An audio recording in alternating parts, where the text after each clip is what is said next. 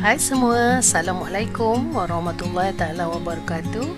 Bertemu kita kembali dan kali ini saya bawakan tajuk dua seni lukisan untuk tingkatan 2. Sebelum saya memulakan bicara berkaitan dengan pembelajaran, ingin saya menjelaskan berkaitan seni lukisan. Lukisan ialah kemahiran yang penting selari dengan kemahiran menulis dan bertutur. Lukisan merupakan pengetahuan awal untuk meluahkan perasaan atau menyerlahkan pemikiran dan idea. Tahukah anda bahawa kemahiran melukis ialah asas kepada perkembangan dalam kemahiran dalam bidang seni visual yang lain? Hal ini kerana setiap pelukis perlu mempunyai kemahiran melukis sebagai asas kepada penghasilan karya-karya lain. Diharapkan setelah pembelajaran ini, pelajar-pelajar sekalian dapat memahami konsep seni lukisan dalam bidang seni halus, dapat membuat eksplorasi dan aplikasi pengetahuan dalam penghasilan seni lukis serta dapat menzahirkan idea dan konsep melalui pelbagai sumber dalam penjanaan tugasan. Mari kita lihat slide seterusnya berkaitan dengan tajuk kita kali ini.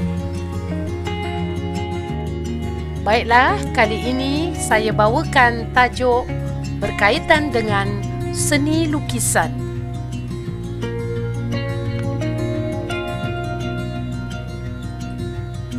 Lukisan merupakan suatu teknik menggambar atau hasil kerja seni yang menggunakan media kering atau warna yang minimum. Media kering ini digunakan di atas permukaan 2 dimensi seperti kertas, kanvas, cardboard, plastik, papan dan dinding. Contoh media kering ialah pensel, krayon, pen, pastel, arang, pensel warna, dakwat dan kapur. Lukisan boleh menjadi hasil karya tersendiri selain menjadi asas kepada penghasilan karya seni lain seperti seni catan, seni citakan, seni arca dan sebagainya. Dalam era digital, lukisan dihasilkan melalui komputer dengan menggunakan perisian tertentu. Kecanggihan perisian komputer membolehkan seni lukisan dihasilkan dengan lebih cepat dan mudah. Sejarah lukisan gua tempatan. Sejarah lukisan gua di Malaysia dianggarkan berusia sekitar 3,000 hingga 4,000 tahun. Lukisan zaman Neolitik yang terdapat pada dinding gua Tambun misalnya dihasilkan menggunakan hematit berwarna merah. Lukisan tersebut mempamerkan figura manusia sedang menari dan mencangkung. Selain itu, terdapat paparan lukisan haiwan buruan, lukisan geometri dan kesan cap tapak tangan. Lukisan pada dinding gua kain hitam Nia dihasilkan oleh masyarakat pribumi Sarawak. Lukisan dinding sebanyak 200 kaki di Gua Batu Kapur ini menggambarkan kehidupan masyarakat primitif. Lukisan yang terdapat pada dinding Gua Merapuh, Pahang, sukar untuk ditafsir. Lukisan ini menggambarkan figura-figura lidi dalam kedudukan yang aneh. Pelukis dan karya pelukis tempatan terdiri daripada Abdullah Arif, Saidin Yahya, Muhammad Hussein Enas, Zulkifli Buyong dan Datuk Lat. Abdullah Arif terkenal sebagai pelukis cat air, ilustrator dan pelukis komik. Beliau menghasilkan ilustrasi berbentuk kartun, contohnya The Long Arm Nippon 1942 yang bertemakan pro-Jepun. Lukisan beliau juga terdapat dalam buku panduan akal 1955 yang menjadi teks di sekolah-sekolah persekutuan Tanah Melayu ketika itu. Seterusnya, Saidin Yahya. Beliau merupakan pelukis komik dan ilustrator yang terkenal di Malaysia.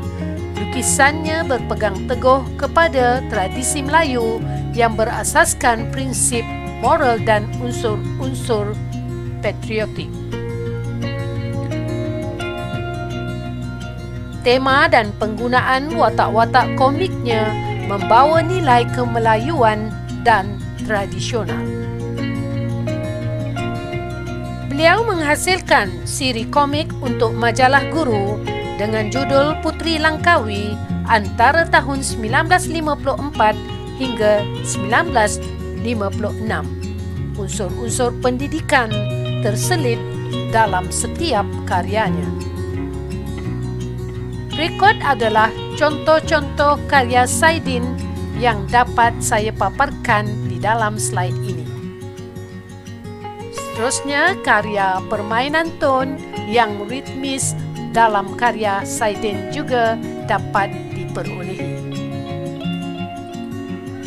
Ini juga sebahagian daripada karya yang telah dihasilkan oleh Saidin Yahya. Seterusnya, kita beralih kepada Muhammad Hussein Enas. Karya-karya beliau banyak memaparkan wajah-wajah yang membawa mesej budaya melalui penampilan pakaian dan kegiatan sosial masyarakat. Pelukis ini menggunakan media pastel dan juga arang. Beliau juga dikenali sebagai bapa potret Malaysia dan digelar juga pelukis potret diraja. Turut menghasilkan karya yang menggambarkan masyarakat pribumi Sarawak dan Sabah. Berikut adalah sebahagian daripada contoh lukisan yang telah dihasilkan oleh Hussein Enas. Antaranya potret diri yang menggunakan media pastel, gadis Melayu yang menggunakan cat minyak dan juga Hussein Enas 1969 yang menggunakan pastel. Seterusnya ialah Zulkifli Buyong. Beliau mendapat bimbingan daripada Patrick Ng Kah On, seorang pelukis terkenal, ahli Wednesday Art Group, dan beliau gemar menggunakan alam kanak-kanak sebagai tema karyanya. Karya Zulkifli Buyong banyak menggunakan media soft pastel. Beliau telah memenangi pelbagai anugerah dan penghargaan sejak berusia 16 tahun. Berikut adalah karya-karya yang telah dihasilkan oleh Zulkifli Buyong. Karya ini diberi tajuk Kapal Kertas pada tahun 1966 menggunakan kapur pastel, menggunakan tema permainan kanak-kanak dengan gaya impresionisme. Nilai yang diterapkan dalam karya ini adalah menggambarkan suasana budaya tempatan di desa. Karya seterusnya ialah dengan tajuk Membakar Semut 1967 menggunakan media kapur pastel, tema aktiviti kanak-kanak tempatan dengan gaya impresionisme. Nilai adalah merakam keriangan, kenakalan, keharmonian dan kegembiraan hidup kanak-kanak di kampung. Karya seterusnya bertajuk Kelambu 1964 juga menggunakan kapur pastel dengan tema menjaga kesihatan dalam masyarakat Melayu dan menerapkan gaya impresionisme.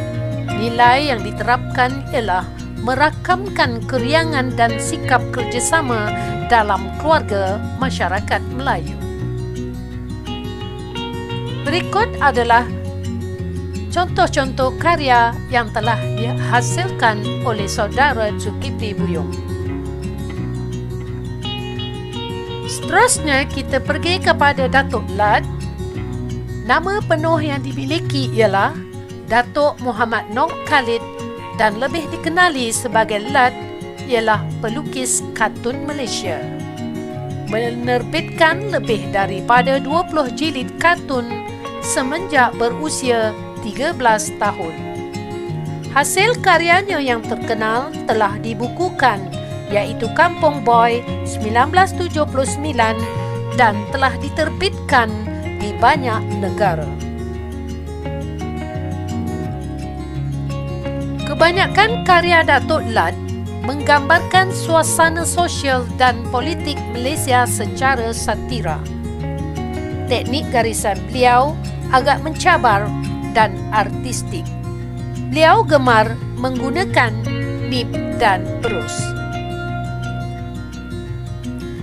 Karya beliau juga berjaya mendapat pengiktirafan daripada kartunis luar negara seperti Matt Groening dan Sergio Aragonés.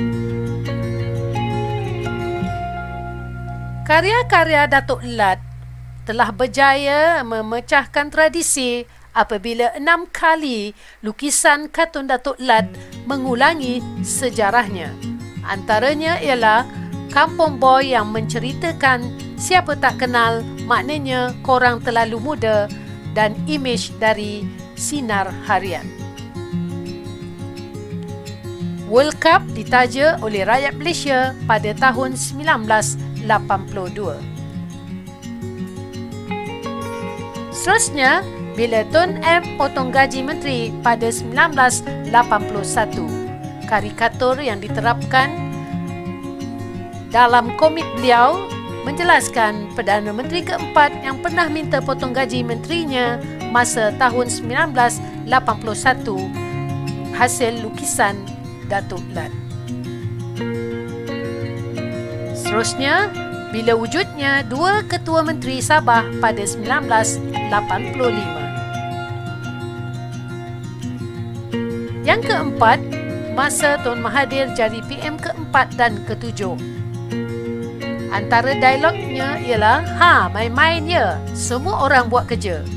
Tun Mahathir, ilustrasi dari Datuk Lad. Yang kelima, Dasar Pandang ke Timur, ilustrasi Datuk Lad pada tahun 80-an yang nampaknya kembali relevan. Banyak pengajaran yang berjaya diterapkan dari sekeping lukisan. Adakah kita akan nampak kecekapan yang sama dalam kartun lukisan Datuk Lad pada masa akan datang? Sekian saja penerangan daripada saya. Semoga apa yang dijelaskan dapat memberikan manfaat kepada anda. Sekian tadi penjelasan dan penerangan berkaitan dengan tajuk seni lukisan. Diharapkan agar selepas pembelajaran ini, pelajar-pelajar sekalian dapat menjelaskan definisi lukisan, memerihalkan perkembangan seni lukisan dari aspek sejarah lukisan gua tempatan, pelukis tempatan, karya lukisan pelukis tempatan. Baiklah, setelah anda mengikuti pembelajaran yang diutarakan sebentar tadi, anda boleh menyiapkan tugasan berikut, iaitu merupakan satu tugasan yang terdapat dalam buku teks muka surat 19. Anda dikendaki melengkapkan peta pemikiran dengan contoh pelukis dan ciri-ciri lukisan mereka. Yang kedua, anda boleh cari dan bulatkan nama pelukis-pelukis terkenal di negara kita pada petak huruf yang diberi. Anda boleh berbincang bersama rakan-rakan sekelas dan juga berbincang berkaitan dengan jawapannya bersama dengan cikgu-cikgu anda sekalian. Selamat mencuba dan jumpa lagi di masa akan datang.